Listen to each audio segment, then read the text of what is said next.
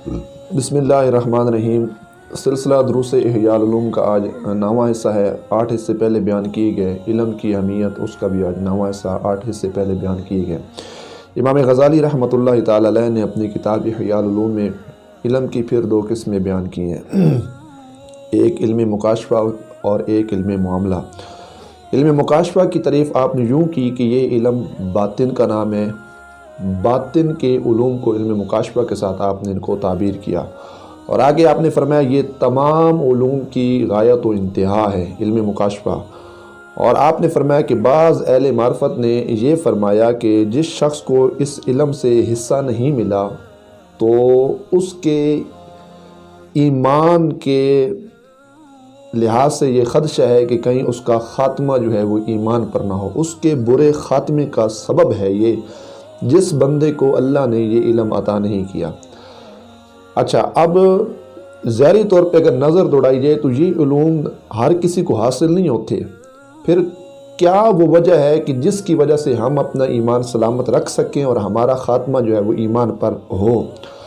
تو آپ کہتے ہیں کہ اس کا ادنا جو درجہ ہے وہ یہ ہے کہ بندہ اس علم کی تصدیق کرے۔ اگر بندے کے اپنے پاس یہ علم موجود نہیں ہے، جن صوفیاء بزرگان کو اللہ رب العزت نے یہ علم عطا کیا، بندہ کم از کم تصدیق ضرور کرے اور اس بات کو تسلیم کرے کہ واقعی یہ چیز برحق ہے، ان صوفیاء کے ان علوم کو تسلیم کرنے والا ہو۔ یہ اس کا ادنا درجہ ہے۔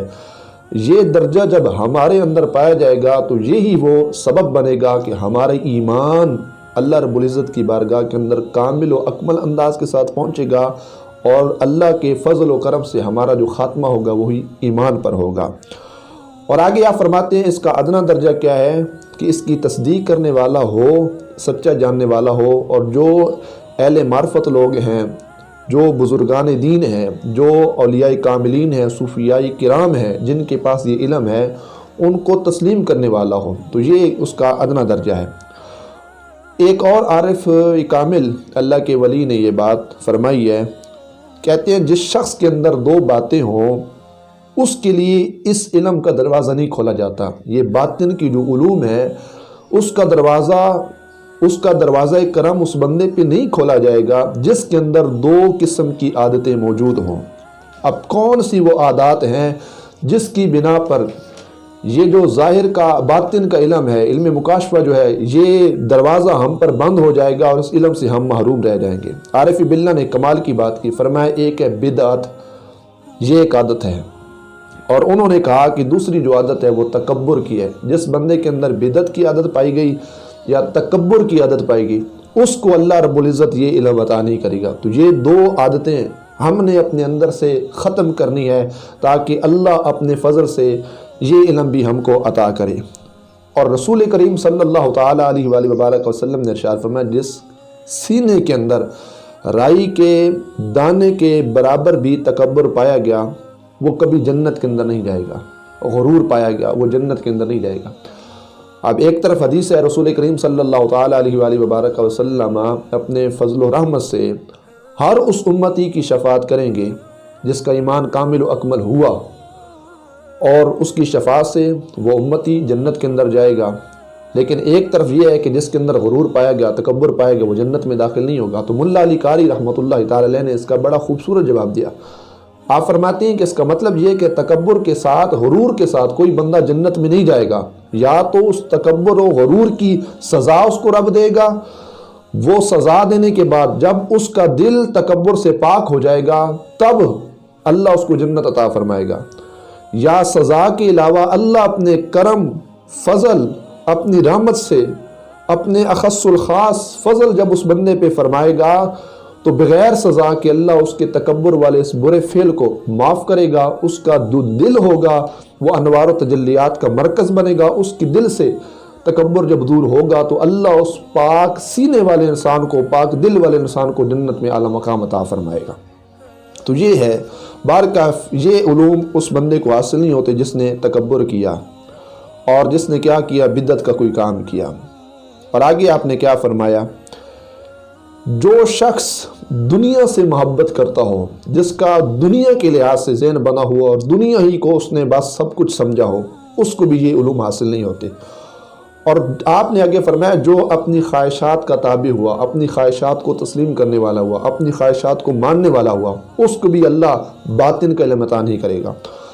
اور آگے آپ نے فرمایا اگرچہ تمام علوم کا محقق بن بھی جائے، تمام علوم اس نے سیکھ بھی لیے، تمام علوم کا حافظ ہی کیوں نہ بن جائے، آپ فرماتے ہیں کہ جو اس علم باطن کا انکار کرے گا، امام غزالی رحمۃ اللہ تعالی علیہ فرماتے ہیں اگرچہ تمام علوم کو جاننے والا ہی کیوں نہ ہو، اگر جس بندے نے علم ظاہر کا، علم باطن کا انکار کیا، اس کا منکر ہوا، آپ فرماتے تو اس کی کم از کم یہ سزا ہے کہ وہ تمام جتنے بھی اس نے علوم حاصل کیے، ان علوم سے وہ بندہ فیض یاب نہیں ہوگا، وہ علوم اس بندے کو فیض جو ہے نہیں دیں گے، وہ علوم اس کو دنیا اور آخرت کے لحاظ سے فائدہ نہیں دیں گے۔ اگر ہم نے علم باطن کا انکار کیا تو یہ کم از کم یہ دنیا کے لحاظ سے یہ سزا ہے کہ دنیا کے اندر جو بھی ہم نے دین کے، شریعت کے مسائل کو سیکھا، پھر وہ مسائل ہمیں دنیا اور آخرت کے لحاظ سے کوئی فائدہ نہیں دیں گے اور ہم اس سے مستفیض نہیں ہو پائیں گے۔ تو آپ نے کیا فرمایا کہ یہ جو علم ہے نا، علم باطن، اس کو ماننا چاہیے، اور یہ ایسے بندے کو نہیں پہنچتا جس کے اندر دو عادات پائی جائیں۔ آگے آپ نے فرمایا علم مکاشفہ یہ کن کا علم ہے؟ آپ نے فرمایا علم مکاشفہ صدیقین اور مقربین کا علم ہے۔ مقام صدق پہ جو افراد فائز ہیں، اللہ نے یہ علم ان کو عطا کیا۔ مقربین، مقام مقربین کی لائن کے اندر جو بھی حضرات ہیں، یہ اللہ نے علم باطن ان حضرات کو عطا فرمایا۔ اور آپ نے فرمایا کہ یہ جو علم ہے نا، یہ ایک نور ہے۔ علم باطن کیا ہے؟ علم مکاشفہ یہ ایک نور ہے۔ آپ فرماتے ہیں کہ جب یہ نور انسان کے دل کے اندر جاتا ہے تو برے اخلاق سے انسان کو طہارت بخشتا ہے۔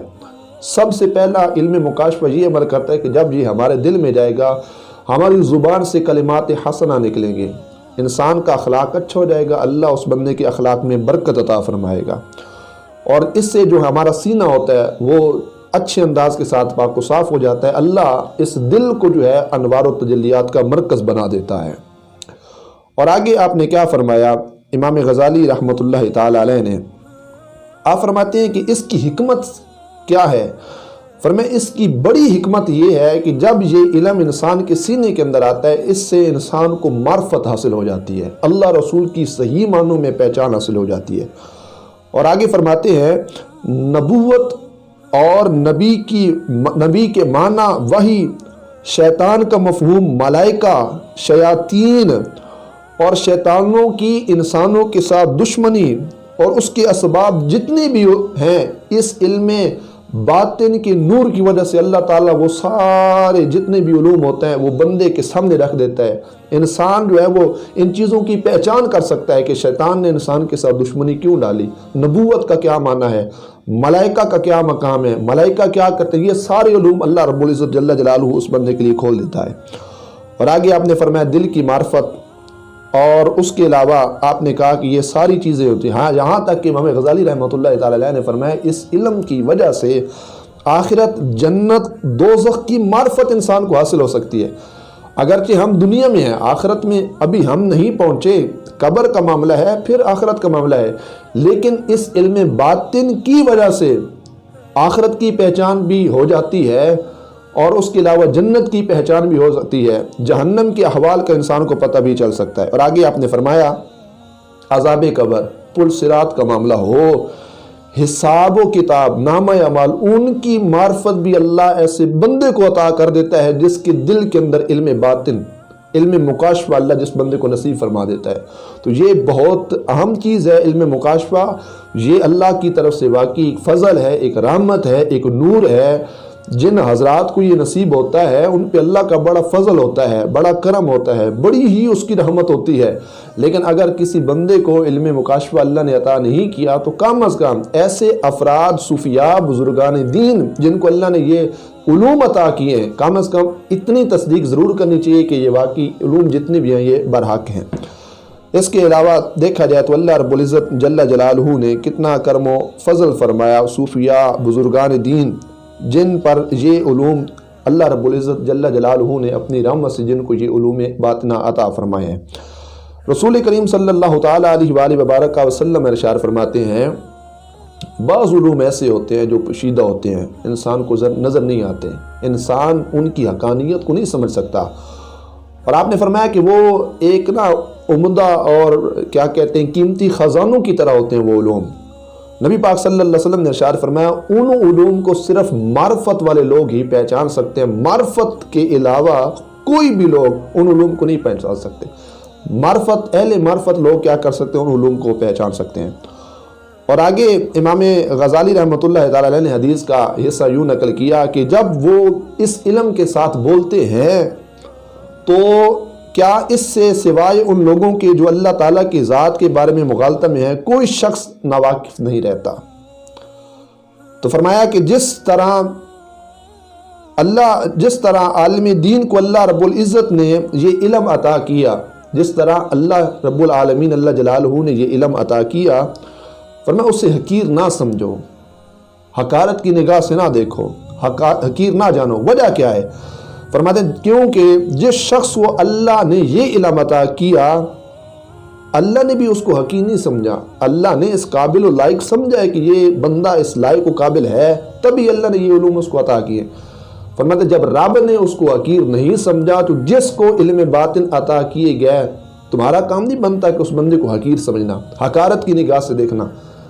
اللہ کی ذات بہت بڑی ہے، اللہ نے اپنی نگاہ کاملہ کے ساتھ ایسے افراد صوفیاء کاملین بزرگان دین کو پسند کیا جن کو علوم باطنہ اللہ رب العزت نے اپنی رحمت و فضل و کرم سے عطا کیے۔